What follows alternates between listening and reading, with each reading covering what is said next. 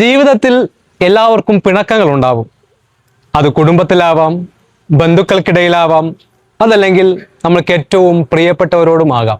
പക്ഷേ ഒരു കാര്യം ഓർക്കുക, പിണക്കം എപ്പോഴും ബന്ധത്തിൻ്റെ അവസാനമല്ല, മറിച്ച് ബന്ധത്തിൻ്റെ ആഴം കാണിക്കുന്നതിനുള്ള അടയാളമാണ്.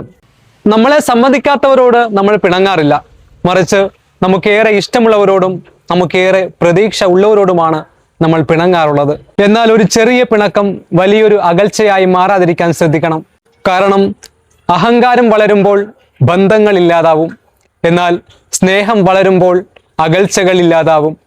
ആദ്യം അങ്ങോട്ട് സംസാരിക്കാൻ മുന്നോട്ട് പോകുന്നത് തോൽവിയല്ല, മറിച്ച് ബന്ധത്തെ വിലമതിക്കുന്നതിൻ്റെ തെളിവാണത്.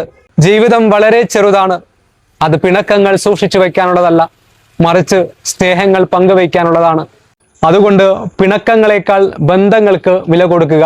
കാരണം സമയം കടന്നു പോകും, പക്ഷേ നഷ്ടപ്പെട്ട ചില മനുഷ്യരെ തിരിച്ചു കിട്ടണമെന്നില്ല. ശുഭദിനം നേരുന്നു.